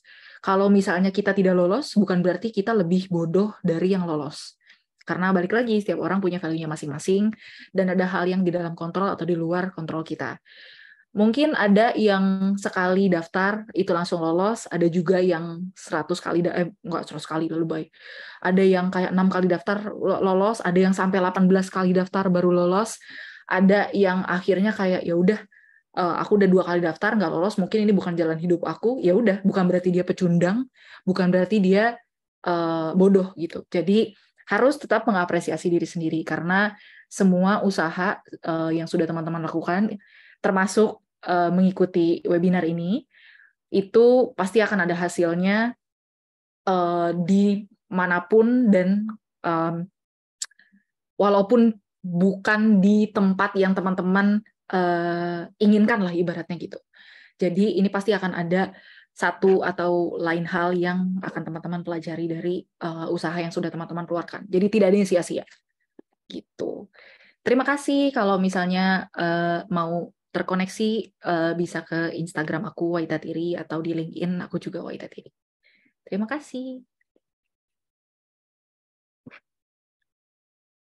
Oh my God. Thank you so much Kak Waita. Sumpah aku Thank you, Kak. dari tadi kalau misal teman-teman ngeliat kayak my face man, kayak aku sama sekali nggak bisa put them, kayak bener-bener sumpah makasih banyak Kak, sumpah, karena banyak banget pesan-pesan yang aku tulis di notulensiku sendiri. Kayak you mention a lot about our personal value dan gimana kita itu tuh unik dengan caranya masing-masing, dan jujur aku ngerasa seneng banget, tervalidasi juga. Ternyata orang sekeren Kak Wai itu masih bisa insecure dan kayak overthinking kayak aku juga ya, kayak gitu. Jadi I feel like maybe it's not bad at all. I mean, mungkin kuliah di Harvard atau pakai LPDP sekalipun tuh bukan goal yang unattainable gitu, karena orang-orang kayak Kak Waita ini mungkin kelihatannya keren banget, tapi sebenarnya Kak Waita juga kayak kita loh, kayak punya kecemasan masing-masing, punya challenge, dan punya kayak personal goals yang mungkin big, tapi kita juga bisa loh kayak pakai baby steps buat ngeraih ke sana. Jadi thank you so much Kak. Ya ampun. Gimana Maura menurut kamu? Iya, sama banget sih. Aku juga sama banget sama Ersin dan juga teman-teman yang nulis di chat. Kayak aku juga sempet terharu. Ya Terus sama aku banget. Aduh, iya banget. Sumpah kayak sampai ke hati gitu loh Kak. Woi, ngomongnya iya. jujur. Alhamdulillah Alhamdulillah. tersampaikan ya. Iya, ya ampun. Ya udah, kayaknya nih teman-teman udah excited banget juga ya kalau aku ngeliat di kolom chat dari tadi ping ping ping muncul mulu. Gimana kalau kita langsung ke Q&A session aja kali ya? Oke, mungkin Hasna bisa bantu share screen sekalian ya. Alright. Nah, thank you. Nah, mungkin kita bisa mulai sama pertanyaan pertama ya, Kak Wai ya. Jadi ini ada Anon yang tanya, semoga nanti kamu bisa taruh your name, like your real name. Kalau nggak nyaman bisa ke PM aku langsung. Karena ini menarik banget pertanyaannya. How to make ourselves stand out within other applicants, and is it possible as a you're not Mediacre. Itu pertama kali aku ngomong itu dulu.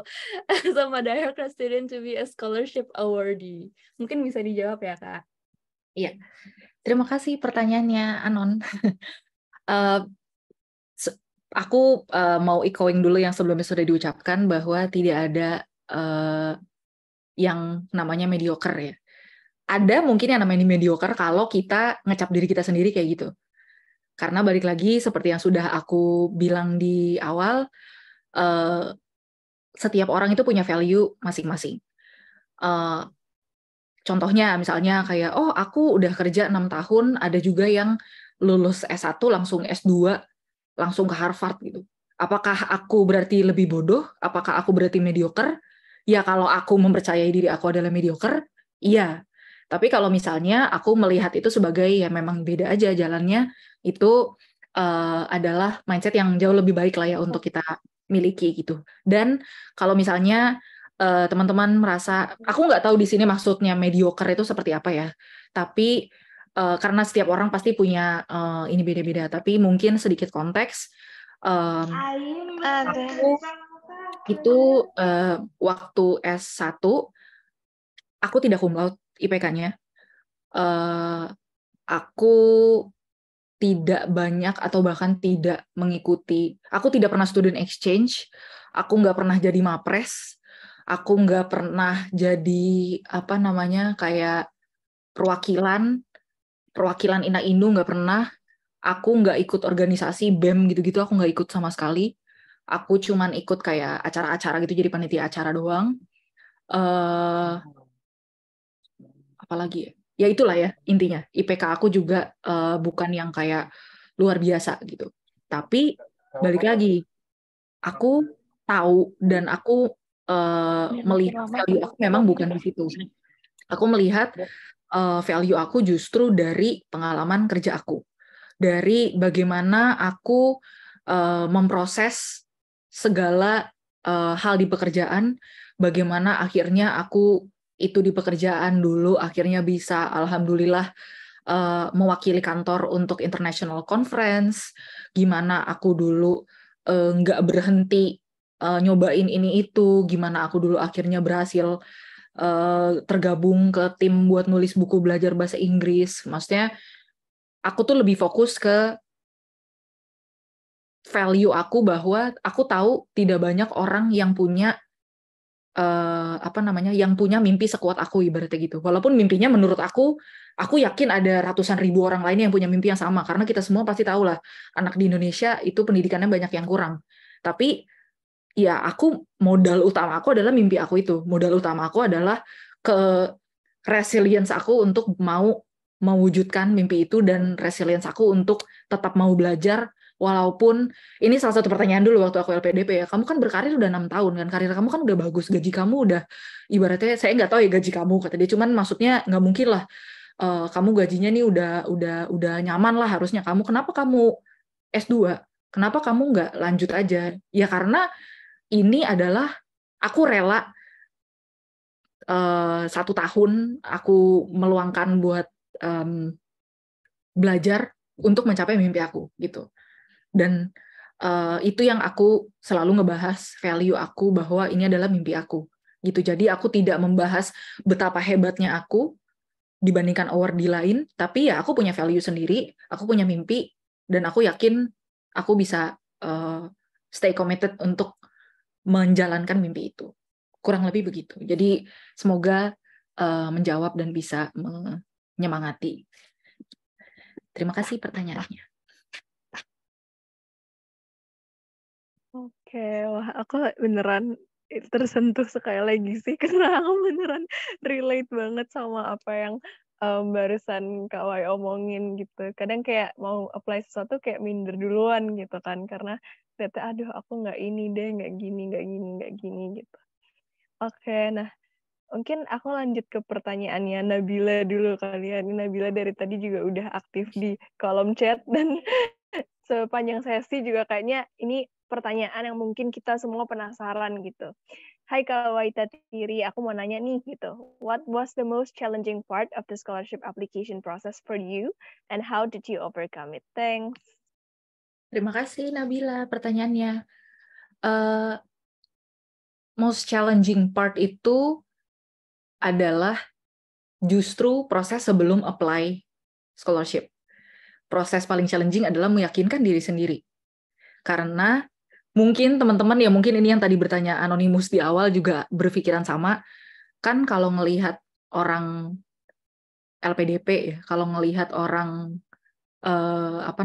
dapat beasiswa itu tuh cemerlang gitu ya, kayak udah pernah ini, udah pernah itu, student exchange ke sini, mapres ini, mapres itu gitu, dan aku ngerasa kayak ya aku siapa gitu, dan aku ibaratnya aku udah tua lah, kayak ngapain otak aku ya pada saat itu ya, ngapain lu nyekolahin orang yang udah tua kalau lu bisa nyekolahin anak fresh grade yang masih muda dan masih banyak, maksudnya kayak jalannya masih panjang ibaratnya gitulah ya. Karena aku mikir kayak LPDP mikirnya gitu. Tapi ternyata kan LPDP kan daftarnya gratis kan. Jadi aku mikir kayak ya udahlah cobain aja, dan memang waktu itu aku mindset aku adalah ya udah aku percaya sama mimpi aku, dan karena tujuan aku adalah untuk menjalani mimpi ini, aku bakal daftar karena aku tahu jawabannya ada di sini, aku tahu jawabannya ada di Harvard, dan sudah pasti saya tidak mampu membayarnya karena itu mahal banget. Jadi mau nggak mau pakai beasiswa. Kalau amit-amit tidak dapat Harvard atau amit-amit tidak dapat beasiswa, ya mungkin memang bukan itu jalannya dan udah gitu. Kalau aku gitu, tapi balik lagi ya, ini beda prioritas ya. Kalau misalnya teman-teman mau mencoba lagi tuh aku sangat sarankan. Tapi kalau aku waktu itu mindsetnya gitu. Kalau misalnya emang nggak dapet ya udah, emang bukan ini jalannya, karena aku merasa aku udah tua juga sih gitu. Terus alhamdulillah dikasih jalannya di situ gitu. Jadi justru yang persiapan LPDP-nya itu sendiri itu terbilang, kalau nggak salah aku siapin LPDP itu total tuh 4 apa 5 bulan gitu persiapan buat LPDP. Meyakinkannya itu 6 bulan. Meyakinkannya itu sendiri sebelumnya itu karena ya gitu, karena banyak hal yang aku merasa kayak, karena aku comparing diri aku ke orang lain gitu, karena aku merasa kayak aku nggak pernah menang ini, aku nggak pernah menang itu, aku nggak sejago ini, aku nggak gini, aku nggak gitu, aku nggak gini gitu. Tapi akhirnya bisa battling itu semua karena kembali lagi aku melihat apa sih alasan dari aku pengen S2 ini gitu. Aku ingat, jadi ini tuh kalimat pembuka aku juga di esai aku. Jadi dulu tahun 2020 aku pernah bikin donasi HP buat anak-anak yang nggak bisa sekolah online gara-gara nggak punya HP. Dan kita bagi-bagiin lah, ketemu anaknya, ketemu ibunya gitu-gitu. Dan ada salah satu ibu yang ngomong, kan aku nanya, anaknya tuh udah putus sekolah, jadi kayak udah tidak terdaftar lah di sekolah.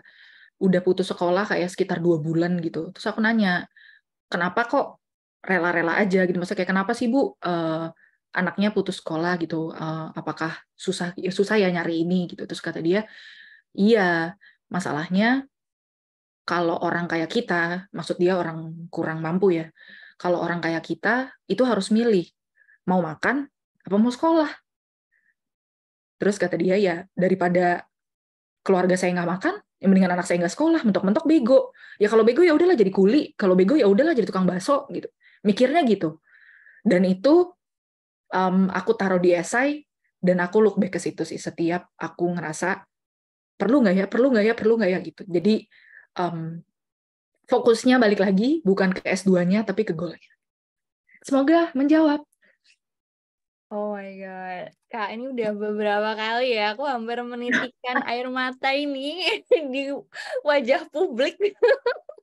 Thank you so much insights-nya. Dan jujur kayak kalau dari yang aku lihat dari jawaban Kak Wai barusan tuh adalah coba aja. Kalau ada kesempatan meskipun sekecil apapun, sekecil 0,01%, tetap coba aja gitu. Karena the worst thing yang mungkin terjadi ya cuman gagal gitu. I mean like, okay, I mean rejection is very hard, tapi kayak it will be more sakit kalau kita tuh nggak coba dulu gitu. Menyerah sebelum berperang gitu kali ya Kak ya.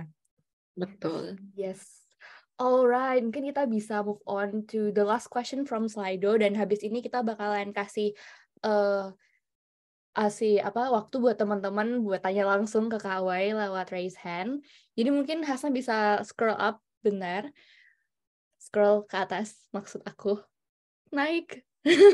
Thank you. Nah, jadi ini pertanyaan dari Anonymous. Beberapa pertanyaan sebenarnya mirip-mirip ya kalau aku lihat sama pertanyaan Nabila. Jadi let's go with this karena ini lebih berdasarkan pengalaman Kak Wai juga. Jadi Anon ada yang tanya, I wanna ask regarding the budgeting nih of or how much we should spend during our scholarship preparation. Karena meskipun scholarship-nya gratis kan tetap harus ada tes-tes yang mungkin itu cost a lot juga. Nah, mungkin Kak Wai bisa cerita nih. Ya, kalau untuk terima kasih pertanyaannya Anon. Kalau untuk biaya, aku jujur aku nggak ingat nggak ingat secara numbers-nya on top of my head, ada di sesuatu file aku lah ya. Jadi aku lupa sebenarnya berapa. Tapi sebagai bayangan, dulu aku ngeluarin uangnya yang tidak di-reimburse ya. Jadi di awal itu pertama aku ngeluarin uang buat bayar Harvard, buat bayar application, dan ini di-reimburse LPDP. Tapi kalau misalnya amit-amit nggak dapet LPDP, ya udah angus gitu.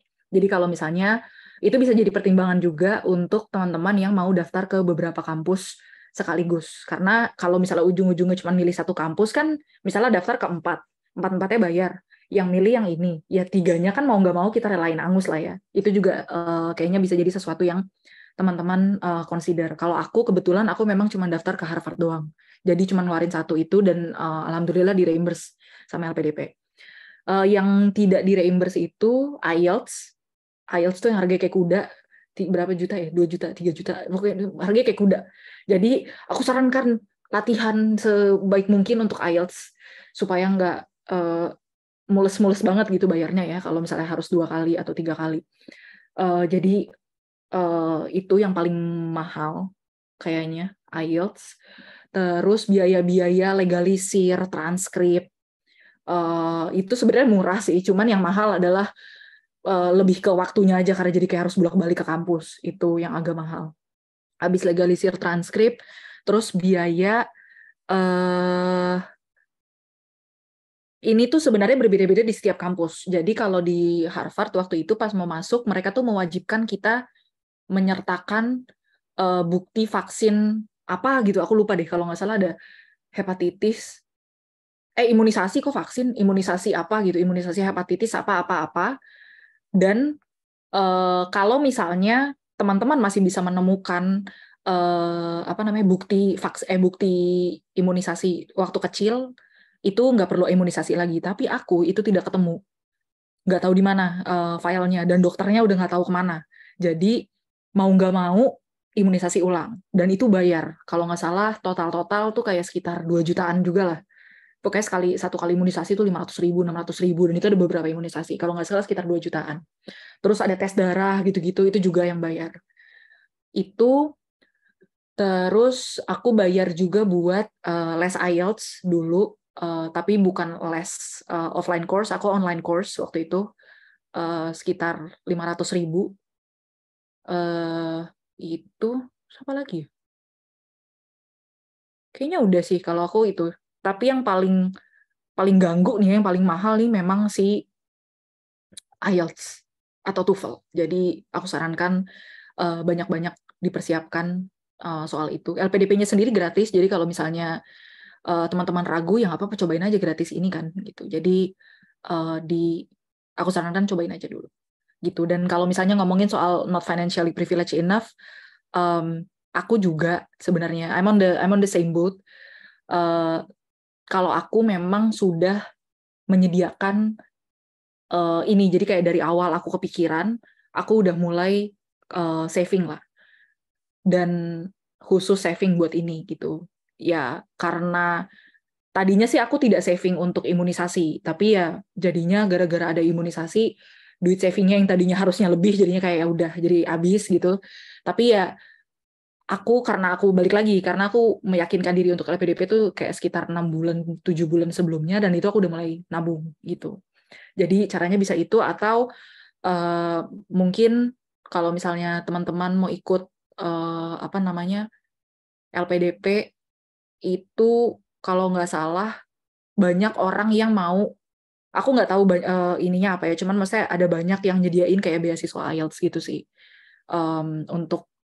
Tapi ya balik lagi itu akan ada seleksi ulang. Cuman aku sangat menyarankan untuk nabung itu sih sebenarnya.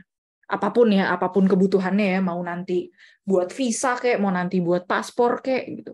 Oh iya, visa sama paspor. Lupa, visa sama paspor itu juga.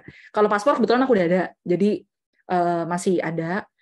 Terus visa itu kalau nggak salah 2 juta juga lah, 1, something sama biaya ini pokoknya jadi 2 juta. Tapi itu nanti diganti sama LPDP. Gitu.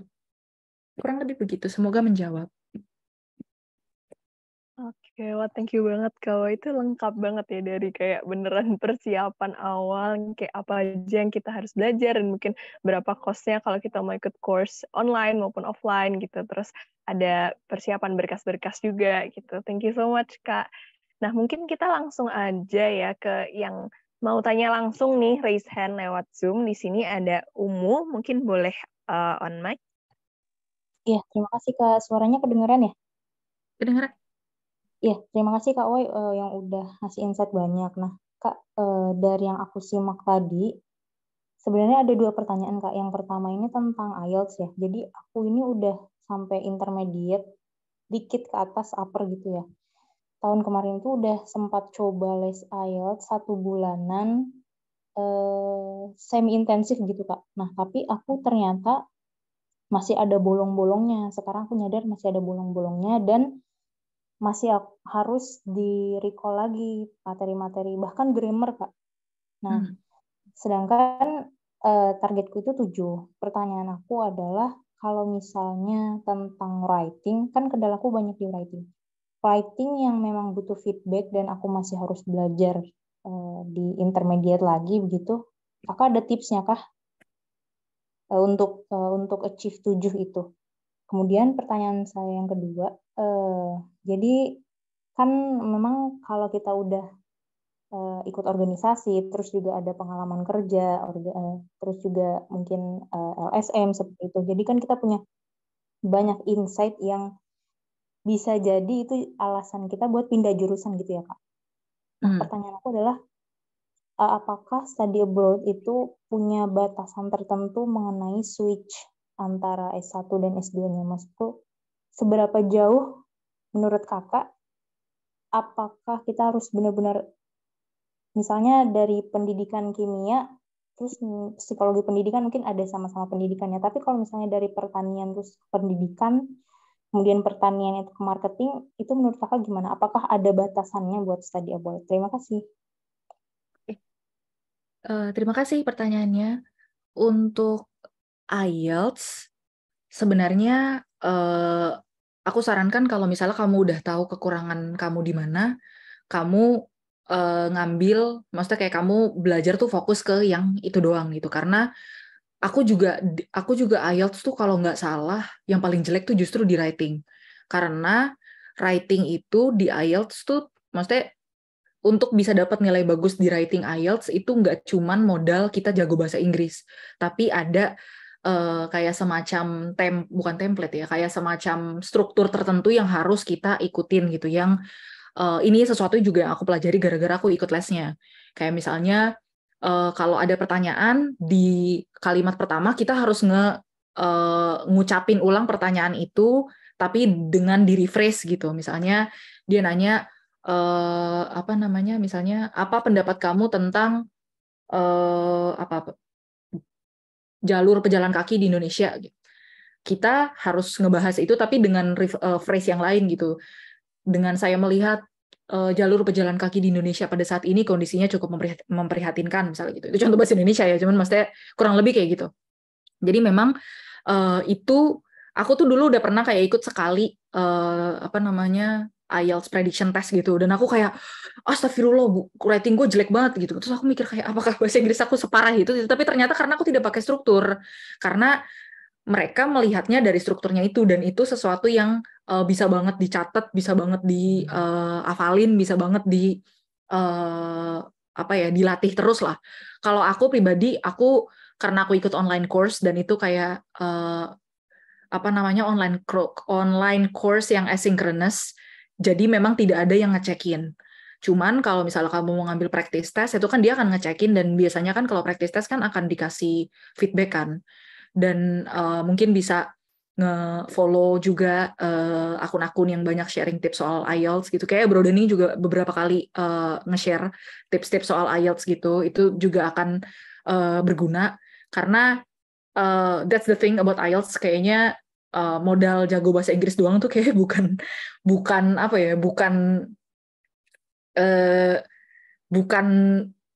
modal untuk kita bisa dapat nilai tinggi sih, karena memang ya ada struktur-struktur tertentunya gitu. Jadi aku saranin bisa khusus latihan buat writing, cari resource tentang writing doang, udah kamu fokusin di situ dulu gitu. Jadi supaya bisa lebih ini aja sih, lebih siap.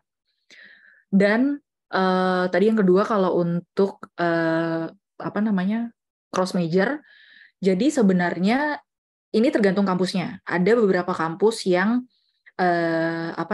yang mewajibkan. Kayak misalnya dulu aku tuh sempat ngelirik juga nih kampus di Finland, Helsinki, tapi jurusan yang aku mau dia udah ada tulisannya S1-nya tuh harus sarjana pendidikan. Sementara aku sarjana humaniora gitu. Jadi nggak bisa. Jadi pokoknya dia saklek banget lah, walaupun aku bilang aku pernah email admission-nya, terus aku bilang saya tuh beberapa kali ada mata kuliah tentang pendidikan loh, walaupun saya bukan sarjana pendidikan, tapi sama dia saklek nggak boleh. Nah, jadi itu tergantung. Kalau misalnya kamu nggak yakin, kamu email ke admission team-nya, mereka akan dengan sangat senang hati menjawab, kamu jelasin aja kondisinya kayak gimana. Kalau dari pengalaman aku sih di Harvard itu sendiri, mereka sama sekali nggak bertanya soal kenapa aku cross major, karena aku kan S1-nya tuh program studi Jerman kan, dilihatnya tuh kayak sastra. Mereka tidak melihat itu dan tidak ditanya sama sekali. Di LPDP mungkin akan ditanya kalau pengalaman kerjanya belum banyak. Kalau aku kan karena udah lama kerja, jadi udah dilupain gitu lah soal S1, jadi lebih ke kayak kerjaan aja ditanyanya. Gitu sih. Jadi untuk meyakinkan bisa langsung email aja ke admission team-nya. Semoga menjawab. Ya, semoga menjawab ya. Karena jujur sama banget karena di Jerman, dan karena aku sekarang di Jerman ya Kak, ya itu juga ada peraturan-peraturan kayak gitu, dan di Belanda juga. Jadi kayak will be great kalau teman-teman bisa ngecekin nih satu-satu ke website setiap universitasnya gitu. Nah, mungkin aku mau tanya dulu nih Kak, sekarang masih ada waktu kah kalau kita mau ambil satu pertanyaan lagi? Or are Boleh, you boleh. Oke. Kalau gitu mungkin kita bisa langsung panggil Anissa kali ya, karena dari tadi udah raise hand. Anissa silahkan unmute. Iya Kak, terima kasih. Sebelumnya, selamat malam Kak Wai dan teman-teman semua. Dan aku mau ngucapin makasih banyak buat Kak Wai atas materinya yang sangat insightful dan menginspirasi. Ini Kak, aku punya pertanyaan. Di saat Kak Wai apply ke Harvard, itu Kakak juga nyiapin untuk GRE atau GMAT testnya nggak ya Kak? Kalau iya, boleh minta tolong diceritain nggak ya proses Kak Wai mempersiapkan tes tersebut? Soalnya yang aku tahu tuh tesnya agak sulit dan bahkan sulit sih. Itu aja sih Kak, terima kasih. Terima kasih pertanyaannya, Anissa. Untuk apply ke Harvard kemarin aku tidak pakai GRE atau GMAT karena si Harvard Graduate School of Education itu masukin GRE dan GMAT itu optional. Tapi katanya itu tuh tiap tahun beda-beda. Jadi kayak tahun lalu kalau nggak salah tahun sebelumnya tuh itu wajib. Tapi pas aku daftar kemarin tuh optional gitu. Dan itu juga berlaku di fakultas lain, kadang akan berbeda tiap tahun. Jadi mungkin bisa dicek lagi. Kalau misalnya dari teman-teman aku yang prepare soal GRE atau GMAT, itu biasanya mereka beneran ikut kayak les gitu sih, karena ternyata ada juga yang nyediain les, terutama online course untuk GRE dan GMAT.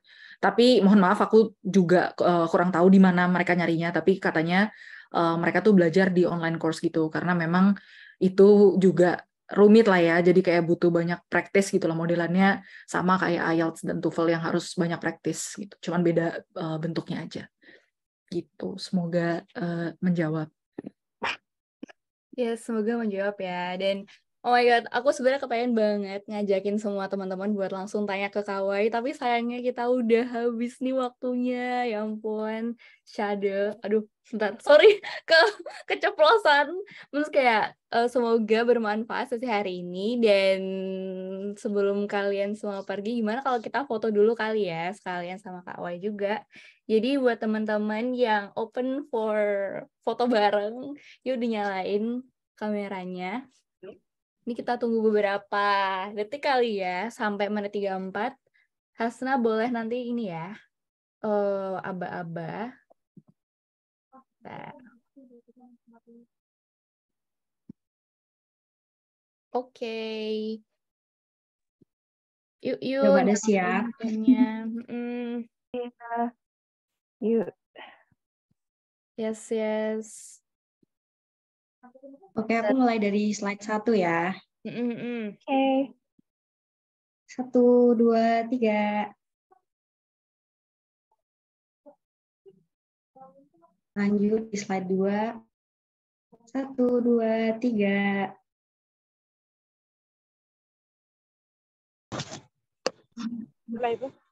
Slide 3.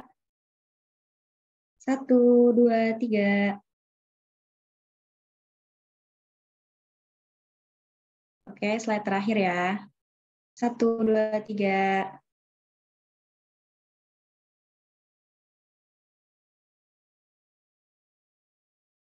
Yes, thank you so much Hasna. Mungkin Yay. ada kata-kata penutup nih dari Kak Wai sebelum kita nanti ada last announcement buat teman-teman yang udah aku kasih sneak peek juga di grup. Silahkan Kak.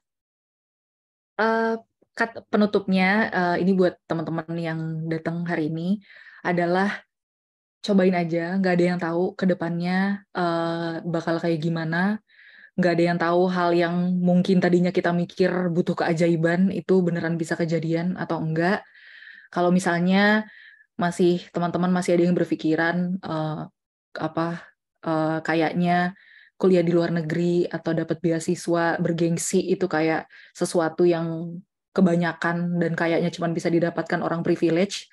Sebenarnya yang membedakan orang privilege dan kita, kenapa orang privilege itu banyak yang diterima dan kita yang underprivilege tidak diterima adalah karena mereka berani coba, kita enggak.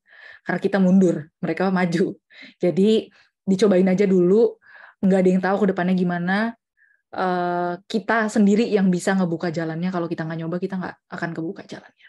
Semangat teman-teman! Yeay, semangat. Makasih banyak ya Kak Wai. Thank you so much. Ya ampun. Oke Thank deh you, kalau gitu. Kawai. Thank you Kak. Nah, tapi bentar dulu teman-teman. Kalian jangan pergi dulu karena aku sama Maura bakalan share sesuatu buat kalian. Nah, jadi we kindly ask you guys buat fill in the feedback form. Nanti aku juga share feedback formnya di grup WA biar kita bisa saling berkembang dan bertumbuh gitu ya, biar kita bisa progres. Nah, terus mungkin kita bisa next. Oke, nah ini surprise-nya ya. Ya, surprise. Yay! Jadi teman-teman udah pada nebak di grup WA juga. Jadi gimana Mau? Mungkin kamu bisa sharing deh. Oke, nah jadi tadinya mungkin teman-teman kalau lihat di Instagram kita tuh, kita cuma punya 3 summit gitu ya di Scholarship Summit kali ini gitu. Nah, tapi we have decided untuk menambah 1 hari lagi untuk Scholarship Summit kita kali ini dengan topik Rise Beyond Rejection yang akan dibawakan sama Kak Zafira Akila. Mungkin udah pada tahu ya, di chat juga udah ramai banget. Nah, kapan sih sebenarnya? Nah, kita bakal adain di tanggal 16 Juli di hari Minggu nanti jam 8.45 sampai 10 waktu Indonesia Barat. Nah, kalau teman-teman udah sign up di Scholarship Summit kita, jangan khawatir, artinya your seat udah secured buat ikut sesi yang keempat ini gitu. Yes, karena kemarin kita juga udah dapat banyak message dari teman-teman buat ayo yuk undang Kak Zafira gitu. Well, actually all of our speakers itu super inspiring banget. Dan kita juga kepengen banget nih kayak tahu pendapat kalian, dengar dari kalian, karena semua events abroadening tuh bukan kayak abroadening bikin untuk kalian doang, tapi kita juga kepengen banget nih tahu apa sih yang kalian butuhin, apa sih yang kalian pengen tahu, kalian mau connect sama siapa sih. Jadi kita seneng banget karena hari ini alhamdulillah sesinya super fun. Kak Wai keren banget insights-nya dan teman-teman juga aktif banget di chat, dan semoga for our next session besok bakalan seramai ini dan se-fun ini sih. Jadi, well, thank you so much semuanya. Mungkin Hasna bisa next. Nah, ini agak kepotong ya, sorry banget. Jadi kalau kalian udah ngelihat di WA group, aku udah ada kasih link untuk share takeaways kalian selama sesi ini. Jadi feel free untuk post di Instagram story kalian, tag abroadening, tag Kak Wai, tag semua initiatives-nya Kak Wai yang kalian merasa inspiring juga boleh. Dan nanti kita bakalan repost di Instagram story. Jadi jangan lupa ya guys, ini sih. Oke deh kalau gitu, gimana Mal? Last word from you? Apa ya? Aduh, aku sampai bingung loh sebenarnya mau closing pakai apa, karena kayak dari tadi mulai sampai selesai aku beneran kayak merasa inspired, dan kayak yang tadinya mungkin aku sempat ada keraguan juga kayak aduh, karena aku sekarang ada di tahun terakhir kuliah gitu ya, jadi kayak banyak banget juga kegalauan dan keraguan yang aku rasain dalam diriku, tapi kayak yang kayak Kawai sampein tadi, perbedaan antara privilege dan tidak privilege adalah mau nyoba atau enggak gitu, dan itu jujur ngena banget gitu. Jadi kayak ayo teman-teman, semoga sesi hari ini bisa mendorong kita buat take a real action, buat terus develop diri kita sendiri juga. Mungkin itu sih dari aku. Thank you banget Mau. Aku juga sama banget dan I'm really grateful nggak cuma untuk Kawai tapi juga buat teman-teman yang entah kenapa positive vibes kalian juga ketransfer ke aku juga. Thank you so much dan see you tomorrow guys. Thank you yang ikut Thank sesi you. pastinya. Bye. Thank you so much Kawai. Thank you so much Bye. teman-teman. Thank you Kak.